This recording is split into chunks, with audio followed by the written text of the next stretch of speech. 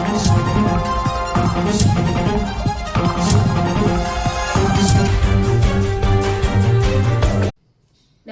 मैं हूं कुसुम और आप देख रहे हैं राजस्थान धड़कन न्यूज।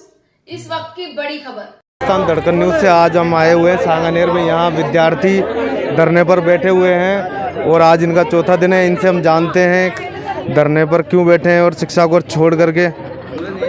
आपका नाम और ये धरना चल रहा है, इसकी जानकारी बताइए। मेरा नाम उमेश ओझा कंटालिया है। मैं विद्यार्थी परिषद में प्रांत कार्यकारिणी सदस्य, मेरे पास दायित्व है। यहाँ के छात्रों की 5 मांगे हैं। 5 सूत्री मांगों को लेकर यहाँ के विद्यार्थी धरने पर बैठे हैं। सबसे बड़ी मांग और पहली मांग तो ये है कि ये विद्यालय का, महाविद्यालय का स्थानांतरण, महाविद्यालय की जो भूमि और जो भवन बनकर तैयार है वहाँ कमी है, तो एक ही चीज़ की कमी है, यहाँ से छात्रों की वहाँ जाने की कमी है, बाकी कोई कमी नहीं है वहाँ। दूसरी हमारी मांग ये है कि इस महाविद्यालय को पीजी में क्रमोन्नत करना। तीसरी तो जो आपकी पहली मांग आपने बताई है, हाँ, तो वहाँ क्यों नहीं भेजा जा रहा है, क्या कारण है और आप धरने पर बैठे हो, कब से बैठे हो? गत 3 दिनों से हम धरने पर बैठे हैं। शांतिपूर्वक अनिश्चितकालीन धरने पर हम बैठे हैं, परंतु यहाँ का कोई भी प्रशासनिक अधिकारी, एसडीएम, कलेक्टर कोई नहीं आता है और ना पूछता है कि ये विद्यार्थी क्यों बैठे हैं। तो यहाँ के जो प्रिंसिपल हैं उन्होंने यहाँ विद्यार्थियों से बात की, जैसे कि आपके साथ में ये सभी शिक्षा से वंचित हो रहे हैं। हाँ। तो यहाँ विद्यालय से भी आप किसी ने बात की आपसे आके? महाविद्यालय से किसी ने कोई बात करने की नहीं समझी। वो तो अपने आते हैं, यहाँ बैठते हैं, अपनी हाजिरी लगाकर चले जाते हैं और छात्रों को भड़काते हैं कि विद्यार्थी परिषद का काम तो नेतागिरी करना है, तुम्हारा जीवन खराब हो जाएगा। मैं ये पूछना चाहता हूँ प्रशासन से कि अगर विद्यार्थी शिक्षा की मांग नहीं करे तो क्या करेगा? विद्यार्थी शिक्षा की मांग नहीं करे तो क्या करेगा? दूसरी मांग के बारे में बताइए आप। दूसरी मांग ये है, महाविद्यालय में जो अभी यूजी है उसे पीजी में क्रमोन्नत करना। तीसरी मांग है कि जो नया महाविद्यालय भवन बना है उसमें स्वामी विवेकानंद जी जो युवाओं के आदर्श है, प्रेरणा स्रोत है, लाखों करोड़ों युवा जिन्हें अपना ध्येय पुरुष मानकर कार्य करते हैं, उनकी प्रतिमा लगे। चौथी हमारी मांग है कि ये जो महाविद्यालय में असामाजिक तत्व है, जो हर 5 दिन से 4 दिन से लड़ाइयाँ होती है, वो बंद हो। कहाँ हो रही है लड़ाई? यहाँ पर भी हो रही है और निरंतर 4-5 दिन से यहाँ के आप सामान्य छात्रों को पूछोगे तो वो आपको बताएंगे किस प्रकार की घटनाएं इस महाविद्यालय में हो रही है, जिसमें असामाजिक तत्व, राजनीतिक हस्तक्षेप भी है और यहाँ के प्रशासनिक अधिकारियों का हस्तक्षेप भी है इसके अंदर। सभी शिक्षा से वंचित हो रहे हैं और सबको शिक्षा का बहुत बड़ा नुकसान हो रहा है। हम मजबूर होकर धरने पर इसलिए बैठे हैं कि हमने पिछले 1 साल से 4 से 5 बार ज्ञापन दे चुके हैं, लेकिन हमारा ज्ञापन किस किस को दे चुके हैं आप अभी तक? हमने हर बार प्राचार्य महोदय को ज्ञापन दिया, कलेक्टर के नाम भी प्राचार्य महोदय ने ज्ञापन आगे भेजा, लेकिन हमें ऐसे कोई उचित कार्रवाई का संतोषजनक जवाब नहीं मिला है। 15 दिन आपको धरने पे बैठना हो, हमने 15 दिन पहले भी इनको ज्ञापन दिया था, लेकिन 15 दिन का समय दिया था तो कोई संतोषजनक जवाब नहीं मिला। उसी कारण मजबूर होकर हमने ये रास्ता अपनाया, हम धरने पे बैठे, क्योंकि यहाँ पर 4 कमरे हैं। 4 में से 2 कमरे एक तो ऑफिस के लिए चले गए और एक में साइकिलें रखी हुई है। साइकिलों का मुख्यमंत्री और यहाँ के प्रशासन और महाविद्यालय से क्या राजस्थान धड़कन न्यूज़ चैनल के माध्यम से कहना चाहेंगे? मैं यही कहना चाहता हूँ कि वो लोग भले लोकसभा चुनाव आने वाले, वो चुनावों में तैयारी में है, लेकिन उनको ये नहीं दिख रहा है कि यहाँ पे कितने छात्रों के भविष्य के साथ खिलवाड़ हो रहा है। 4 कमरों में क्या तो नियमित क्लासें लगेगी, यहाँ पे कोई भी मूलभूत सुविधा भी हमारे पास पूरी उपलब्ध नहीं हो पाती। तो महाविद्यालय ने आपको कुछ बताया होगा कि ये कार्रवाई चल रही है, ऐसा कुछ? महाविद्यालय ने कहा कि हमने कॉलेज आयुक्तालय ज्ञापन भेज दिया, हम प्रोसेस कर रहे हैं, इससे ज़्यादा हम कुछ कर नहीं सकते। तो यहाँ के जो पार्षद प्रतिनिधि और महाविद्यालय के जो प्रिंसिपल महोदय या महोदया हैं वो आपसे इस बारे में अवगत भी हैं, जैसा कि धरना विद्यालय में चल रहा है, तो जानकारी में तो तक कभी आपसे बातचीत की उन्होंने हमसे बातचीत की। उन्होंने यही कहा कि बोले आप धरना प्रदर्शन रोको या ऐसा कुछ क्या होगा इन कारणों से रुको, हमने ज्ञापन भेज दिया, तुम्हारा काम हो जाएगा, लेकिन हमें आश्वासन मिलता जा रहा है, कुछ नहीं हो रहा। 4 साल से छात्र छात्रा इस 4 कमरों में ना तो नियमित क्लास से पूरी हो पाती है, हालांकि स्टाफ है वो लेता, लेकिन जगह नहीं बचती हमारे यहाँ पे। कई खेल प्रेमी है जिनके लिए यहाँ खेल मैदान की यहाँ बिल्कुल भी जगह नहीं है, वो कहाँ पे तो खेल पढ़ाई करे वो। और किताबें आई हुई है लाइब्रेरी, लेकिन कमरा न होने की वजह से पिछले 3 साल से यहाँ किताबें रखी हुई है, लेकिन किसी भी छात्रों को पढ़ने के लिए किताबें नहीं मिल रही। जैसे वहाँ पे भवन बन के तैयार है, 2 महीने पहले से भवन बन के पूरी तरह से तैयार है, लेकिन वहाँ पे शिक्षा चालू नहीं हो पाई, क्योंकि वहाँ उद्घाटन होगा भवन का, हो सकता है मुख्यमंत्री उद्घाटन करे, उसके बाद ही वहाँ हमारी शिक्षा प्रारंभ होगी। उद्घाटन की तैयारी में शिक्षा का उद्घाटन की नुकसान तैयारी हो में रहा है। हमारा शिक्षा का नुकसान हो रहा है। 700-800 छात्र छात्राओं के भविष्य के साथ खिलवाड़ हो रहा है। यहाँ के जो महाविद्यालय के प्रिंसिपल हैं उनका नाम अवगत कराएंगे। प्राचार्य महोदय का नाम है मंजू गुप्ता जी। मंजू गुप्ता। और हम जानते हैं इस धरने को लेकर के छात्रों से रेखा रहेगी आगे ये। जैसा कि आप देख रहे हैं, हम यहाँ पे पिछले 4 दिन से यहाँ पे ही हैं हम, 4 रातों से और 4 दिन से, चौथा दिन हमारे को यहाँ पे हो चुका है। आगे भी जैसे हमने कि ताला लगा दिया है यहाँ पे गेट के, आप देख सकते हैं भाई, जैसा कि हम देख रहे हैं, आप ताला लगा दिया है। अब ये ताला यहीं लगा रहेगा और हम यहीं बैठे रहेंगे सभी जब तक- विद्यार्थी बिल्कुल, 24 अनिश्चित काल धरने पर बैठे हुए हैं। बिल्कुल जी। तो कि प्रशासन और महाविद्यालय क्यों नहीं आ रहा, क्या कारण है इसका? अब ये तो उन्हीं को पता लगना चाहिए ना कि हम यहाँ पे बैठे, हमारी क्लासेस छोड़ के हमारा भविष्य ख़राब हो रहा है। आगे हमारे 2 महीने वाले पेपर हैं, ना तो क्लासेस चल रही है नियमित रूप से, और सब हमारा समय ख़राब हो रहा है। अब ये उस चीज़ को ना तो सुन रहे हैं, ना हमारी मांगें मान रहे हैं, हमारे उल्टा हमें इन चीज़ों से अवंचित कराते हैं ये कि ऐसा मत करो, ऐसा मत करो, तुम्हारी मांग पूरी नहीं हो पाएगी ऐसे। लेकिन ये गलत है। अब हमारी मांगें पूरी नहीं हो रही तो हमारे पास में लास्ट ऑप्शन यही है प्रदर्शन का। जैसा कि अगर आपका प्रदर्शन यहाँ कर रहे हो, उस मांगे नहीं मानते तो इसके बाद में क्या करोगे आप सभी? हम यहीं बैठे रहेंगे जब तक हमारी मांगे मांगे नहीं माने। बिल्कुल तो आपको लगता है आपकी जो मांगे हैं वो वाजिब है? बिल्कुल वाजिब है, 100%।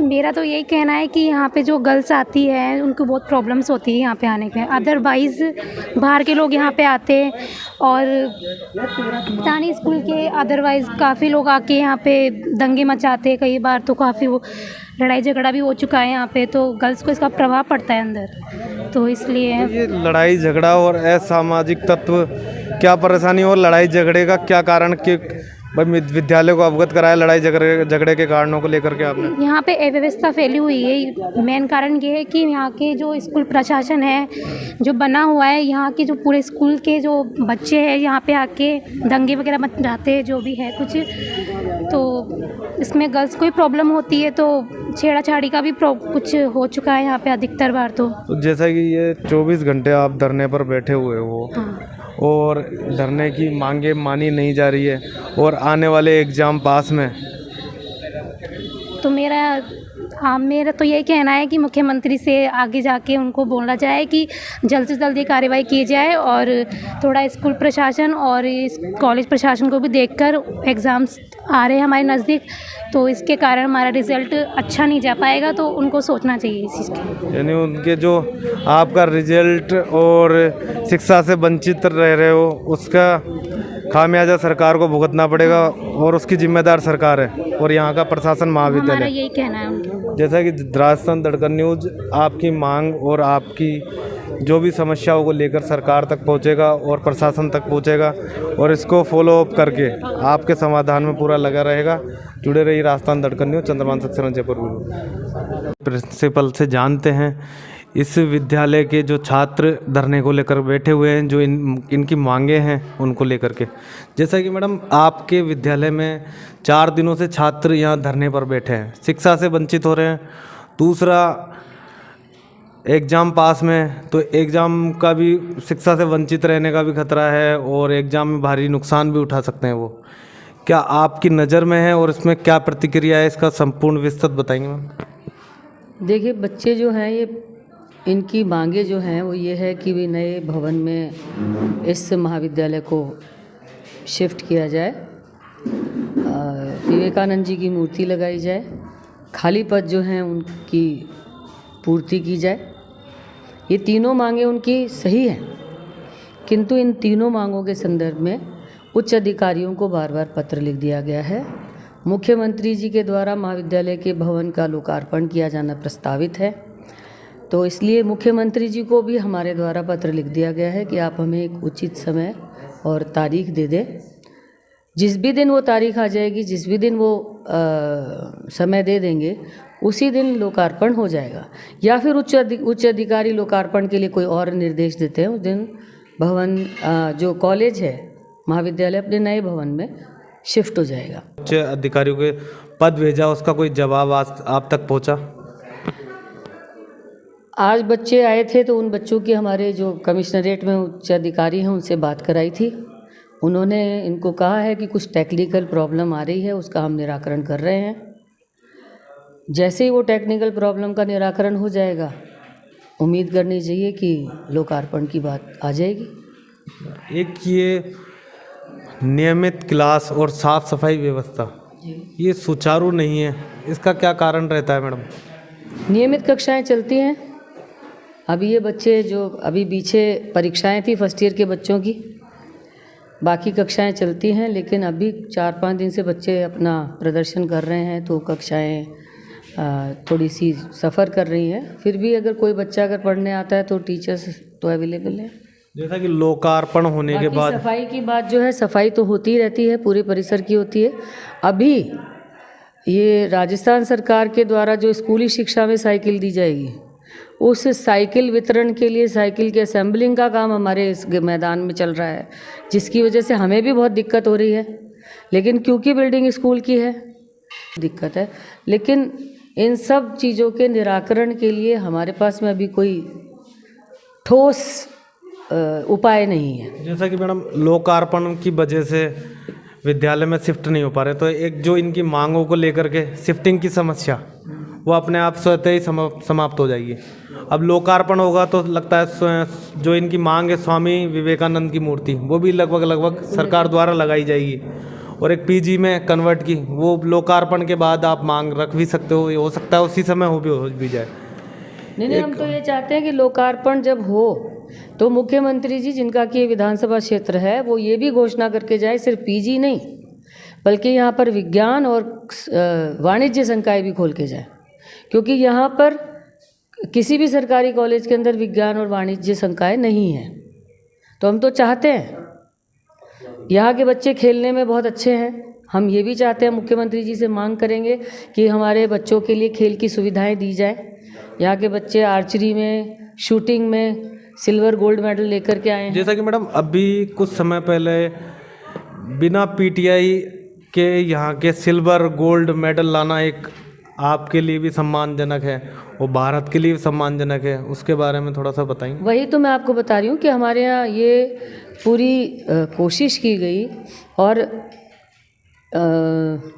जयपुर कॉलेज में इस समय पीटीआई हैं। पूरे राजस्थान के अंदर कॉलेज शिक्षा के अंदर पीटीआईयों की कमी है।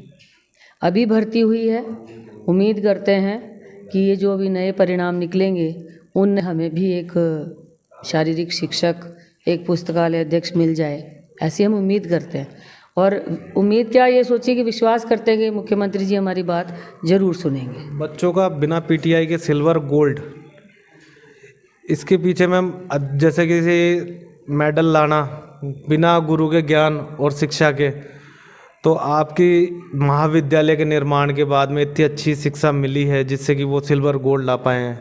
नहीं, हमारे साथी जो हैं, जो व्याख्याता भी हैं, वो मैडम हैं, एक चंद्रप्रभा मैडम, एक सर हैं डॉक्टर गणेश शर्मा सर, एक और सर हैं डॉक्टर SK उपाध्याय जी, और इवन हम लोगों के सबके मिले जुले प्रयास से हम लोगों ने किसी से कोई मदद ली, किसी से कोई मदद ली। हमने तो कोशिश की थी कि स्कूल शिक्षा से भी हमको शारीरिक शिक्षक एक बार डेप्यूटेशन पे मिल जाए, लेकिन शायद उन लोगों को भी चुनाव की ड्यूटी के अंदर भेज दिया गया था, ट्रेनिंग के अंदर भेज दिया गया था। फिर भी हमारे बच्चे अच्छा कर रहे हैं, हमें बहुत खुशी है, और हम तो उम्मीद करते हैं मुख्यमंत्री जी की तरफ हमारी तो पूरी उम्मीद है कि मुख्यमंत्री जी हमारे इन नौनिहालों, ये जो बच्चे हैं जो इतना अच्छा प्रयास अपने स्तर पर करके ला रहे हैं, उनके लिए बहुत सारी सुविधाएं देंगे और उनको आगे बढ़ने के लिए प्रोत्साहित करेंगे, हमारा तो ये मानना है। एक यहाँ जैसे सभी बच्चों ने हमें अवगत कराया, एक असामाजिक तत्व और ये कचरा डालना जगह जगह पर, तो उसके बारे में थोड़ा सा प्रकाश डालेंगे? सर, ये समस्या तो है। एक्चुअली इस परिसर में एक मंदिर है, जो इस कॉलोनी का मंदिर है, और उस मंदिर के कारण जैसे कभी हम ताला लगा भी दें तो कॉलोनी वाले विरोध करते हैं कि उनके लिए मंदिर है तो वो सुबह से खुलना चाहिए और रात को 8 बजे तक खुला रहना चाहिए, क्योंकि जिसका जब मन होगा मंदिर आएगा। दूसरे, हमारे कॉलेज की जो पीछे की बाउंड्री है, वहाँ पीछे कॉलोनी की सड़क है, और पीछे कॉलोनी वालों के लिए एक बहुत अच्छा सा कचरा गृह है। हमारे NSS के स्वयंसेवकों के द्वारा, स्वयं हम लोगों के द्वारा इन लोगों को समय समय पर कहा भी गया है कि ये शिक्षा का मंदिर है, यहाँ आप कचरा मत फेंका कीजिए, लेकिन उनकी शायद एक लंबे समय की आदत बनी हुई है। तो हालांकि थोड़ा सा सुधार पहले से हुआ है। और यहाँ मैम अब जैसा ये धरना चल रहा है, 4 दिन हो गए इस धरने को लेकर के, तो ये आप विद्यार्थियों को क्या संदेश देंगे इस धरने के बारे में, जैसे कि ये समाप्त करें? और मेरी तो अपील यही है कि विद्यार्थी धरने को समाप्त करें, आए पढ़ने के लिए। उनकी समस्याओं से उच्च अधिकारियों को अवगत करा दिया गया है और आज उनका जो एक शिष्टमंडल आया था, उस शिष्टमंडल की अपने उच्च अधिकारियों से बात भी करवा दी थी। उन लोगों के द्वारा भी यही कहा गया है कि अभी थोड़ा सा धैर्य रखें, काम चल रहा है। संहिता लगने से पहले मुख्यमंत्री जी से समय ले लिया जाए, भवन के जो बचे कुचे कार्य हैं उनको पूरा करवा लिया जाए। सत्र जो है वो नए भवन में ही चलेगा, जहाँ इतने दिन दुख सुख पा कर के हम लोगों ने अपना अध्ययन अध्यापन का कार्य किया है। कुछ दिन और धीरज रख लें, अगला सत्र उनका खुद का होगा, अपने भवन में होगा। ऐसा क्या कारण रहता है मैम, जब आप इतने अच्छी शिक्षा और इतने अच्छे संदेश भी दे रहे हैं और सदैव कार्य कर रहे हैं, तो इन बच्चों को धरने पे उतरना पड़ता है मैम? नहीं, बच्चे चाहते हैं कि नए भवन में जाएं, क्योंकि सच में दिक्कत है इस परिसर के अंदर, उससे कोई मना ही नहीं है। लेकिन हम तो बीइंग ए प्रिंसिपल, मैं अपने उच्च अधिकारियों को ही कह सकती हूँ, उनसे निवेदन कर सकती हूँ, उनको लिख के दे सकती हूँ, उनसे फ़ोन पे वार्ता कर सकती हूँ। निर्णय लेना तो उच्च स्तर पर ही होगा। फिर एक अंतिम संदेश दें जिससे कि ये बच्चे शिक्षा की ओर अग्रसर हों। एग्ज़ाम नज़दीक हैं और ये धरना भी समाप्त हो गए।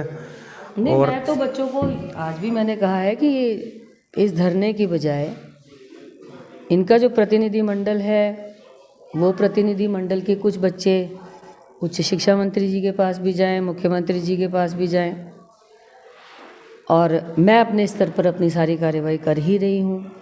हम भी उम्मीद करते हैं, आशा करते हैं, और आज जैसे मैंने बताया कि मैंने उच्च अधिकारियों से बात भी करवाई बच्चों की, वो भी यही कह रहे हैं कि कुछ तकनीकी समस्या आ रही है। अब वो तकनीकी समस्या का निदान अगर आज हो जाता है तो कल परसों जब भी हो सकता है।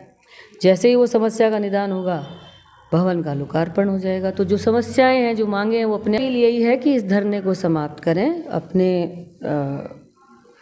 गुरुजनों से और अपने सब साथियों से सहयोग करें। जैसे दुख सुख पा कर के हम लोग अभी तक पढ़ते और पढ़ाते आ रहे थे, वैसे ही थोड़ा सा करें, क्योंकि आगे जल्दी ही परीक्षा भी आने वाली है।